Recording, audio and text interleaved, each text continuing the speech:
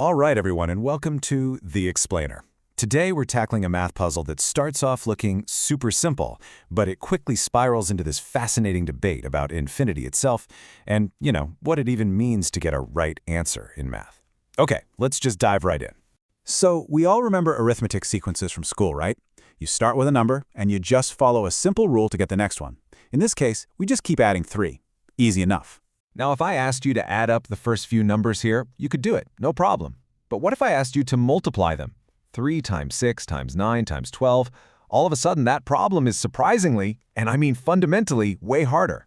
The big question is, why? So the difficulty here doesn't really come from the numbers getting big. No, it comes from this hidden crack in the very foundation of multiplication, a problem that, believe it or not, mathematicians have been wrestling with for centuries. The main tool we have for multiplying sequences of integers like this is the factorial. 4 factorial is just 4 times 3 times 2 times 1.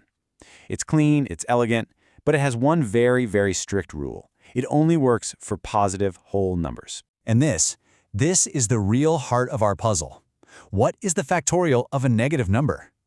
I mean, what if our sequence dipped below 0? What would we do then? Well, classical math just kind of throws its hands up. It just says, undefined.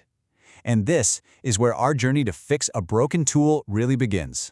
For a long, long time, the accepted solution was to build a bigger, better tool, a really powerful function that could handle not just whole numbers, but almost any number you could throw at it. So let's meet the reigning champion. Meet the gamma function. This is the standard, the textbook way to generalize the factorial. It's defined by a pretty sophisticated integral, but we can get our heads around it just by its properties. For any positive integer n, gamma of n plus 1 gives you n factorial, perfectly. And its whole behavior is governed by this one beautiful recursive rule. Gamma of z plus 1 equals z times gamma of z. Now, this rule is great. It lets us move up and down the number line. But here's where it gets really interesting. What happens when we try to use that rule to go backwards, into negative territory? Well, to find gamma of 0, we can just rearrange the rule. We get gamma of 1 equals 0 times gamma of 0. But we know gamma of 1 is just 1. So you're left with 1 equals 0 times something. That's impossible. That's a division by 0. It just doesn't work. And this illustrates the problem perfectly. At every single negative integer and at 0, the gamma function just breaks. It has what mathematicians call poles. These are points where the function just shoots off to infinity. So even our powerful champion can't give us a finite value for negative integer factorials. It just explodes.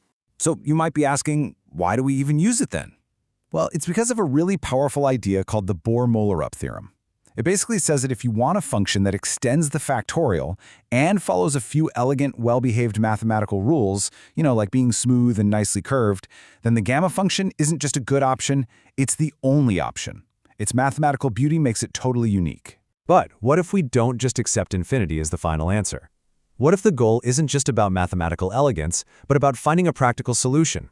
Well, that brings us to a challenger with a completely different philosophy. This is the Djulass theory. It argues that a negative factorial, like, say, negative 4 factorial, isn't a single point. It's an infinite product, negative 4 times negative 5 times negative 6, forever. It's what the theory calls an uncontrollable infinite tail. And it says that trying to find a single value for this, well, you're just asking the wrong question. And here it is, the revolutionary idea. Instead of asking what is negative 4 factorial, the Djulass theory asks, what is negative 4 factorial divided by, say, negative 6 factorial? The big insight here is that while one infinite tail is uncontrollable, the relationship, the ratio between two infinite tails might just be finite and perfectly well-behaved. The process itself is just beautifully simple. You write out the two infinite products, one on top of the other, and you'll see that after a certain point, the tail of the top one is completely identical to the tail of the bottom one. So what do? You just cancel out those matching infinite parts, and you're left with just the finite section that was different. You've basically tamed infinity by pitting it against itself. And this logic produces a stunningly simple and really powerful formula. The ratio of two negative factorials can be written entirely in terms of the positive factorials we already know and love. So where the gamma function gave us an explosion to infinity, this challenger theory gives us a clean, finite number. So, we have two completely different answers to the exact same problem. One gives us infinity, The other gives us a finite number. This forces us to step back and ask a much deeper question. In mathematics, what does it even mean for an answer to be right? What we're really looking at are two different philosophies. The gamma function is this universal tool, right? It's prized for its mathematical beauty, and it's used in all these fields, from quantum physics to statistics. Its failure at negative integers, that's just seen as an acceptable flaw. The Djulass theory, on the other hand, is a specialized tool. It was designed specifically to fix that one flaw. It's less concerned with universal elegance and way more focused on providing a practical, intuitive answer to our original problem.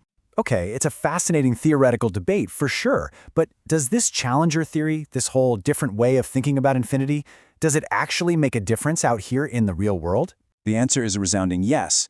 A study was done with 29 university students in Mozambique, where they were taught how to calculate the product of these sequences using formulas that came right from this theory. And the result? On average, their test scores improved by 5 points. 5 whole points. And here's the real key. This wasn't just about getting a different number. By providing one single unified way to handle all these sequences, positive or negative, the theory took what was a confusing, fragmented topic and turned it into something cohesive and, well, understandable. It made the math easier to learn and apply because it just took less mental effort. And that leaves us with a final thought. When we push the boundaries of a simple idea like the factorial out into the weirdness of the infinite, what should our guide be? Should we prioritize the elegant, unique beauty of a solution like the gamma function, even if it's got some flaws? Or should we prefer a practical, useful tool that just solves our specific problem, even if it's a little less conventional? It's a question that really shows how mathematics isn't just about finding answers, but about choosing which answers matter most.